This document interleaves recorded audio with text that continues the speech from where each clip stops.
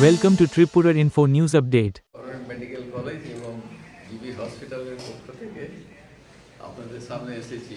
সাম্প্রতিককালে আমাদের হসপিটালে কী কী সাফল্য আমরা অর্জন করেছি সেই ব্যাপারে আপনাদের জানানোর জন্য আমার সাথে আছেন medical superintendent cum HOD doctor Shankar Chakraborty, professor Tapan Majumdar, vice principal and chief superintendent doctor Anindya Trivedi, incharge cardiology department doctor Rakesh Das cardiology, then doctor Vikas Dev Verma and doctor Rai আমরা সবাই আছি। কার্ডিওলজি ডিপার্টমেন্ট এস্টাবলিশ এবং ফাংশন করা শুরু করে 2022 সাল থেকে। তো তখন থেকে আমরা নানানভাবে কার্ডিয়াক চিকিৎসা উন্নতির জন্য বিভিন্ন ধরনের নতুন নতুন অপারেশন, সার্জারি, প্রসিডিওর এখানে করছি। তার মধ্যে এনজিওগ্রাফি, এনজিওপ্লাস্টি, পেসমেকার্স এগুলো তো আমরা সবসময়ই করে থাকছি এবং রেগুলার বেসিসে এখন জিবি হাসপাতালে হচ্ছে। এখন এর মধ্যে আমরা লাস্ট কিছুদিনের মধ্যে কিছু কিছু নতুন নতুন প্রসিডিওরও শুরু করেছি। তার মধ্যে আমরা ট্রান্সক্যাথেটার টেবার প্রসিডিওর, তাছাড়াও বিভিন্ন ধরনের কমপ্লেক্স প্রসিডিওর করেছি। এর মধ্যে কয়েকটা কেস নিয়ে আমরা আজকে আলোচনা করছি।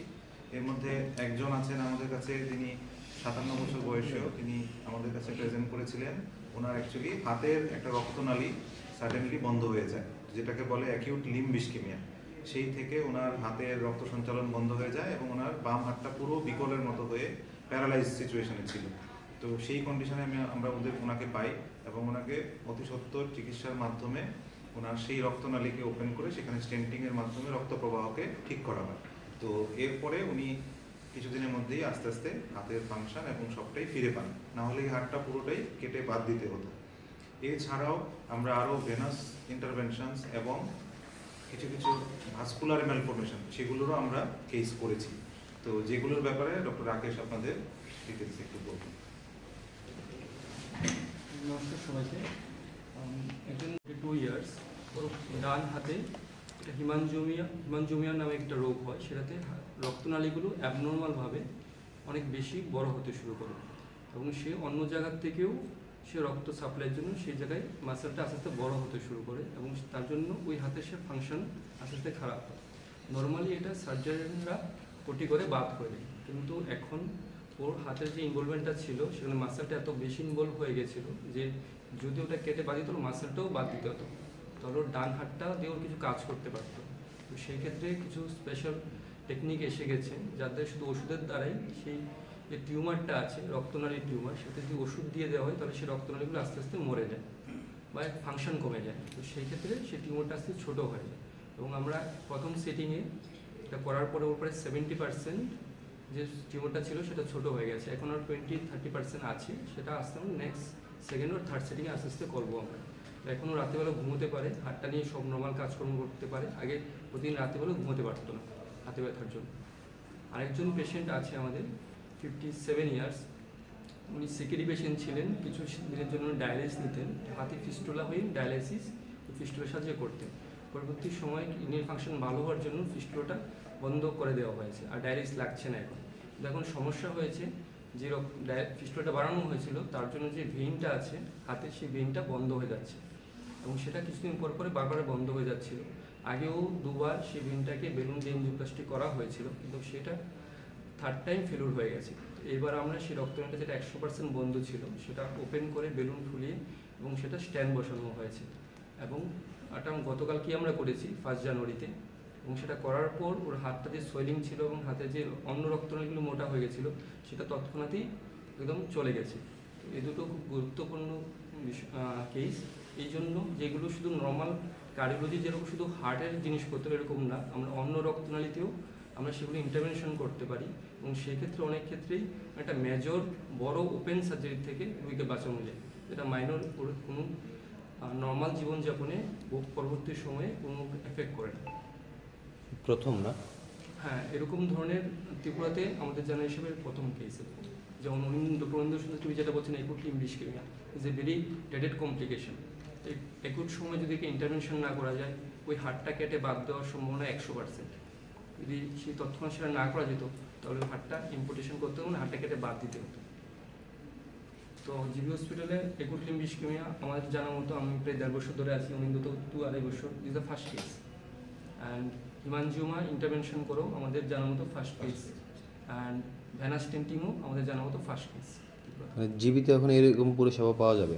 পাওয়া যাচ্ছে, এবং ওদের সবটাই চিকিৎসা তো আয়ুষ্মান কার্ডেই হয়েছে। যেমন আমরা ভ্যানাস স্টেন্টিং করেছি গতকালকে, সেটা কস্ট অ্যারাউন্ড 2.5-3 লাখ টাকা পড়তো, সেটা ফ্রি অফ কস্টে আয়ুষ্মান ভারতের আন্ডারে এমএস স্যারের অনেক সহায়তায় সেটা করা গেছে।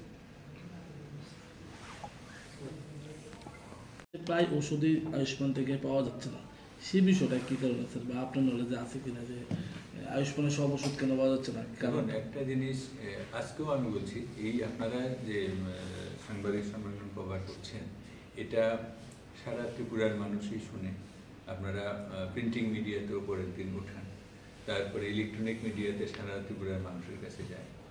এই যে কথাটা ওষুধ পায় না, এই কথাটা আপনাদের কাছ থেকে ছাড়া আর কয়েকজন মানুষের ইয়ের থেকে ছাড়া আজ পর্যন্ত আমি রোগীর থেকে কোনো রিটেন কমপ্লেন আজ পর্যন্ত আমি পাইনি।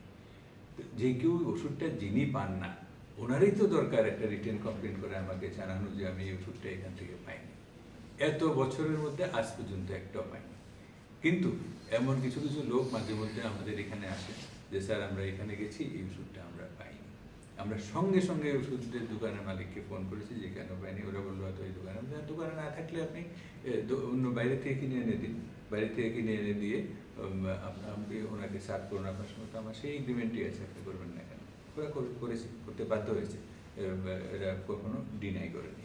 তো এই যে একটা কমন প্রচার, এতে হয় কি, সত্যি হলে সেটা রেক্টিফিকেশন দরকার, আর যদি সেটা সত্যি না হয় তাহলে এই প্রচারে তো মানুষের অসুবিধা হবে।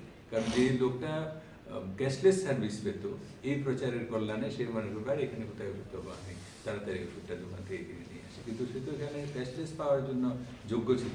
তো ওই জিনিসটা যাতে না হয়, আমি এখন সবাইকে অনুরোধ করব, যদি এই ধরনের কোনো ঘটনা ঘটে, রিটেন আপনি আমার কাছে দিন, যে কোনো পেশেন্ট, যে আমি এটার জন্য গিয়েছি, এই ওষুধটা আমার এখানে গিয়েছে। আমরা তো ওয়ার্কিং ডেতে মোটামুটি 10টা থেকে সন্ধ্যা 6টা 6:30 পর্যন্ত আমরা সবাই থাকি।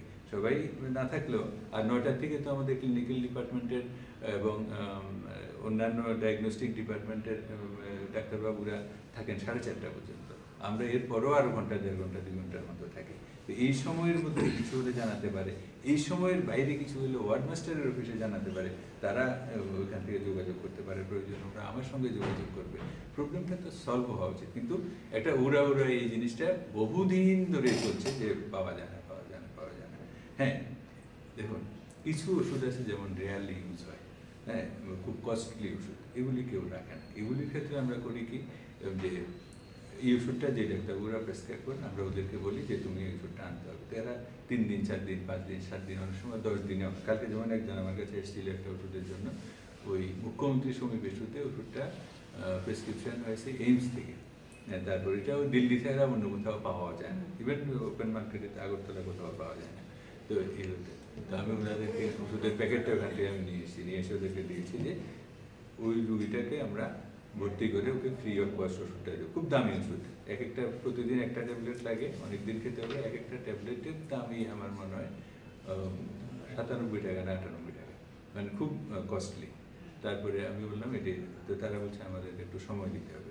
তো ওদের 17 তারিখ পর্যন্ত, এই মাসে 17 পর্যন্ত ওদের ওষুধ আছে। আমি যে আপনি 15-র মধ্যে আমাকে ওষুধটা এনে দেন, তাহলে 2 দিন আগে আমি ওষুধটা পেলে এইগুলি দিতে হবে। এই ধরনের কিছু ইস্যুস থাকতে পারে। তো এইগুলি তো ধরুন 100-1 2টা কেসে করতে হবে, কিন্তু 98টা কেসে তো ওষুধ পাওয়ারই কথা।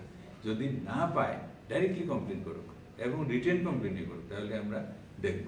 আমরা অফিস আওয়ারে তো আমাদের সঙ্গে কথা বলতে পারে, কমপ্লেন করতে পারে, অফিস আওয়ারের বাইরে ওয়ার্ড মাস্টারের সঙ্গে গিয়ে যোগাযোগ করতে পারে। এগুলি সলভ করা কোনো ইস্যুই নেই। মানে ওষুধ পায় না করে বললে তো হবে না। আমি তো ওদেরকে যে ধরবো, ধরার তো আমার একটা জেনুইন গ্রাউন্ড লাগবে, সেই গ্রাউন্ডটা আমাকে তৈরি করে দিলে ভালো।